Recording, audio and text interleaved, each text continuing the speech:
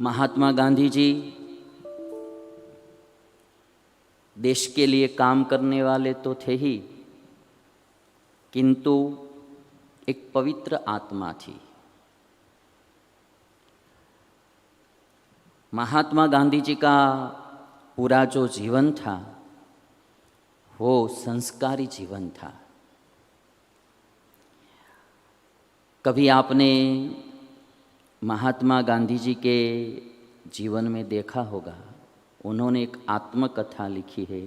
महात्मा गांधी जी ने अपनी आत्मकथा, वो जो किताब है वो पढ़ने जैसी है। गांधी जी ने संपूर्ण अपने जीवन के बारे में वो आत्मकथा में सब बातें लिखी है। गांधी जी का जो परिवार था, उनके माता पिता थे, वे भी बहुत संस्कारी थे। और परिवार का जो माहौल था और परिवार के जो संस्कार थे, वे सब संस्कार गांधी जी में भी उतर आए थे। परिवार अच्छा रहेगा तो प्रायः संतति भी अच्छी ही होगी। और इसीलिए किसी ने कहा है कि जिस गांव में बारिश न हो वहाँ की फसलें खराब हो जाती है। जिस गांव में बारिश ना हो तो वहाँ की फसलें खराब हो जाती है, और जिस घर में संस्कार न हो वहाँ की नस्लें खराब हो जाती है। जिस गांव में बारिश ना हो वहाँ की फसलें खराब हो जाती है, और जिस घर में संस्कार ना हो तो वहाँ की नस्लें खराब हो जाती है। गांधी जी, उनके घर में संस्कार थे।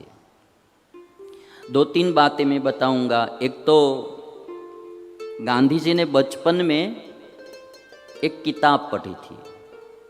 ऐसे गांधी जी को, बहुत छोटे थे गांधी जी, बचपन में पढ़ाई के अलावा और कोई किताब पढ़ने का उसको रस नहीं था। अपने पिताजी ने एक किताब घर पे लाई थी खरीद कर, और वो किताब का नाम था श्रवण पितृभक्ति। श्रवण पितृभक्ति।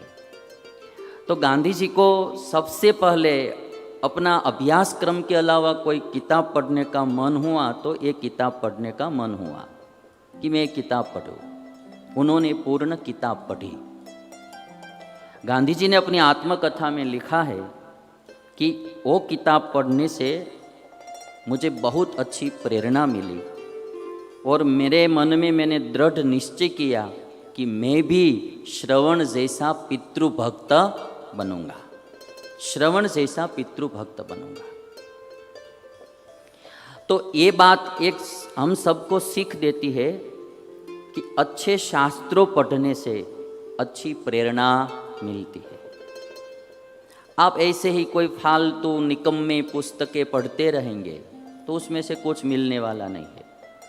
कोई सत्शास्त्र का पठन करेंगे, कोई वाल्मीकि रामायण है, तुलसीकृत रामायण है, श्रीमद् भागवत है, श्रीमद् भगवत गीता है, महाभारत है, स्वामीनारायण भगवान की शिक्षापत्री वचनामृत है, ऐसे सत्शास्त्रों का अध्ययन करेंगे तो जरूर अच्छी प्रेरणा मिलेगी। दूसरा, गांधी जी ने लिखा कि मैं छोटा था और उस समय में एक नाटक कंपनी आई थी। ऐसे ही अच्छा अच्छा नाटक का अभिनय करके दिखाते थे। तो उस समय में तो माता पिता की इजाज़त के बिना तो कहीं जा नहीं सकते, आज्ञा मिलती है तो ही जा सकते। तो एक बार वो नाटक देखने की मुझे आज्ञा मिली और मैं देखने के लिए गया। गांधी जी ने लिखा है कि वो नाटक था राजा हरिश्चंद्र, सत्यवादी राजा हरिश्चंद्र। एक बार वो नाटक मैंने देखा, बार बार देखने का मन होता था, किंतु छुट्टी मिलती नहीं थी माता पिता की ओर से।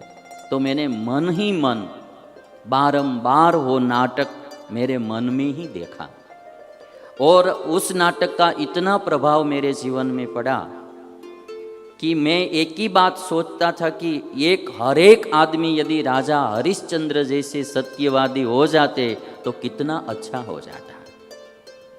तो पितृभक्ति की प्रेरणा एक अच्छी किताब में से मिली और सत्य की प्रेरणा राजा हरिश्चंद्र के नाटक में से महात्मा गांधी ने ली। जो अच्छे आदमी होते हैं, जो आत्मा ही अच्छी होती है जिसकी, जीव अच्छा होता है जो, वो कहीं से भी अच्छा ही ढूंढता रहता है। और बुरा जीव रहेगा तो कहीं भी जाएगा वो वहाँ से निकम्मी चीज़ ही इकट्ठा करता रहेगा, बुरी चीज़ का ही संग्रह करता रहेगा। महात्मा गांधी के जीवन में ये दो बात उन्होंने लिखी। तो इस दोनों में से मुझे एक बात कहनी है कि पढ़ना या सुनना, वो अच्छा ही पढ़ना, अच्छा ही सुनना, और देखना तो भी अच्छा ही देखना। आजकल टेलीविज़न का युग है। टेलीविज़न में भांति भांति की चैनलें आती है, भांति भांति का दिखाते हैं। कई कई प्रोग्राम्स तो विकृतियाँ फैलाने के लिए ही होते हैं। तो ऐसी चीज़ मत देखना। यदि अच्छा बनना है तो बिगड़ ही जाना है, जीवन को बिगाड़ना ही है तो बात अलग है। बाकी यदि सुखी होना है, जीवन शांति से जीना है, संस्कारमय जीवन जीना है, तो बुरी चीज़ मत देखो। आज मोबाइल का, इंटरनेट का युग है। बुरी चीज़ देखते ही रहेंगे तो आपका जीवन एक दिन ख़त्म हो जाएगा। वो देर नहीं लगती है जीवन को बिगड़ने में, ख़त्म होने में। एक फोटोग्राफर था और उसको अच्छी अच्छी फ़ोटो खींचने की बहुत इच्छा रहती थी। तो एक दिन उसने सोचा कि मैं कोई एक अति खूबसूरत इंसान की फ़ोटो खींचूंगा और तस्वीर बनाऊंगा। तो वो ढूंढता ही रहा। एक दिन उसको इतना नौजवान मिल गया और इतना स्मार्ट था, वो तेज था शरीर पर और मुखारविंद भी इतना सौम्य था। तो कहा कि मैं आपकी पेंटिंग करना चाहता हूँ, फ़ोटो खींचना चाहता हूँ। तो उन्होंने वो फ़ोटो खींची। थोड़े वर्ष गुजरे, बाद में वो व्यक्ति को, फोटोग्राफर को विचार आया कि अब मैं एक ऐसी फ़ोटो खींचना चाहता हूँ कि जो खराब में खराब हो, माने जो इंसान अति बेडौल हो, उसमें बिल्कुल रूप ही ना हो, ऐसे इंसान की मैं एक तस्वीर खींचना चाहता हूँ और पेंटिंग करना चाहता हूँ। तो फिर वो ढूंढने लगा और एक आदमी ऐसा मिल गया। तो फिर उन्होंने उसकी फ़ोटो खींची और पेंटिंग भी किया। बाद में उसने बताया कि एक दिन मैंने ये अच्छी तस्वीर खींची थी, एक दिन आज मैंने ये बुरी। तब वो आदमी बोला कि वो पहली वाली जो तस्वीर है ना, वो भी मैं ही हूँ। तो कहा कि थोड़े वर्षों में आप ऐसे क्यों हो गए? तो कहते हैं कि मुझे बुरी सोबत मिल गई, बुरा संग हो गया। अब मैं शराब में, ड्रग्स में, जुआ खेलने में, सब न करने के काम करने में इतना फंस गया, तो मेरा पूरा शरीर भी बर्बाद हो गया, परिवार भी बर्बाद हो गया, मेरी पूरी जिंदगी ही बर्बाद हो गई। इसलिए दो चीज़ देखने की है, सुनना, अच्छा सुनना। इसलिए गांधी जी के 3 बंदर को याद रखना। गांधी जी के 3 बंदर को, वो जो एक तो आँख पर हाथ रख के बैठा है, वो बंदर यही प्रेरणा देता है कि बुरा मत देखो। एक कान पर हाथ रख के बैठा है, वह बंदर यही कहता है कि बुरा मत सुनो। और एक मुंह पर हाथ रख कर बैठा है, वो कहता है कि बुरा मत बोलो। और गांधी जी की एक बात मैं और सुनाऊंगा। गांधी जी के जीवन में 13 साल की उम्र थी महात्मा गांधी जी की और उनकी शादी हुई। पिताजी राजकोट में दीवान थे, ठाकुर साहब के दरबार में दीवान थे। महात्मा गांधी की शादी पोरबंदर में होने वाली थी।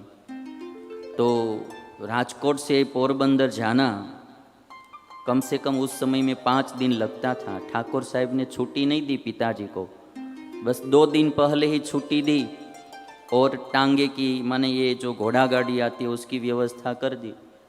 तो जल्दी जल्दी 2 दिन में पहुंचना था। और उसमें जब पोरबंदर पहुंचते पहुंचते ही ये जो घोड़ा गाड़ी थी वो पलट गई और पिताजी, गांधी जी के पिताजी गिर गए, थोड़ी गहरी चोट लगी और जो विवाह का उत्साह था उसमें थोड़ा भंग पड़ा। गांधी जी ने ये प्रसंग लिखा कि मैं पितृभक्त तो था ही, किंतु साथ साथ में विषय भक्त भी था। विवाह का उत्साह इतना था, ऐसे तो बचपन था, 13 साल की उम्र थी, कोई विषय भोग की इच्छा नहीं थी, किंतु अच्छे कपड़े पहनेंगे, अच्छा खाना खाएंगे, और हमारी ये जो शादी होगी, और वो जो होता है कि नई नई एक कन्या आएगी तो उसके साथ बातें करेंगे, और कुछ इच्छा नहीं थी, बस इतनी ही। तो विवाह के उत्साह में मैं मेरे पिताजी का जो दर्द था, दुख था, वो भूल गया। गांधी जी ने आत्मकथा में लिखा कि जब जब मैं स्वामीनारायण संप्रदाय के निष्कुलानंद स्वामी का कीर्तन त्याग न टके रे वैराग्य बिना, वैराग्य के बिना त्याग टिकता नहीं है, करिए कोटि उपाय जी, कोटि उपाय करने पर भी वैराग्य के बिना त्याग नहीं टिकता, वो कीर्तन जब मैं निष्कुलानंद स्वामी का सुनता हूँ तब मुझे वो कड़वा प्रसंग याद आता है और आज भी मुझे शर्मिंदा करता है। गांधी जी ने वो लिखा है। तो अहमदाबाद में साबरमती आश्रम में एक भजनावली रखते थे महात्मा गांधी जी, और उसी भजनावली में स्वामीनारायण संप्रदाय के निष्कुलानंद स्वामी का कीर्तन भी रहता था, त्याग न टके रे वैराग्य बिना। तो ये जो प्रसंग है गांधी जी का, विरक्त पुरुष थे, कोई भी समाज के लिए, देश के लिए अच्छा कार्य करते हैं तो देख लेना आप, उनके जीवन में संयम पहली बात होगी। संयमी पुरुष ही कुछ अच्छा कर सकता है। विषयी आदमी तो विषय में ही डूबा रहता है, वो कभी किसी के लिए अच्छा कर सकता नहीं है, वो विषय में ही डूबा हुआ होता है। जो संयमी होता है, महात्मा गांधी जी संयमी थे, सरदार वल्लभ भाई पटेल संयमी पुरुष थे। गुजरात का गौरव है कि ऐसे पुरुष इस भूमि ऊपर उत्पन्न हुए, क्योंकि ये एकदम संयमी पुरुष थे दोनों। और इसीलिए बिना हथियार, बिना युद्ध किए भारत देश को स्वतंत्रता दिलाना वो महात्मा गांधी जी का संयम था, सरदार वल्लभ भाई पटेल का संयम था। उसके साथ पूरे भारत देश के जो जो लोग जुड़े, पूरे भारत देश के सभी ज्ञातियों के, सभी धर्म के, वे भी सब स्वतंत्र सेनानियों, जिन जिन ने अपने प्राण अर्पित किए, वे सभी संयमी पुरुष थे, सभी दिल वाले पुरुष थे, सभी धार्मिक पुरुष थे, सभी भक्त पुरुष थे। उन सब की कुर्बानी के कारण आज हम स्वतंत्र भारत का आनंद भुगत रहे हैं, उसका आनंद भुगत रहे हैं। किंतु नेतृत्व करने वाले भी संयमी होने चाहिए। कद था उनका छोटा सा और सरपट उनकी चाल है। कद था उनका छोटा सा, सरपट उनकी चाल रे, दुबले से पतले से थे हो, चलते सीना तान के। दुबले से पतले से थे, किंतु चलते सीना तान के, बंदे में था दम, वंदे मातरम।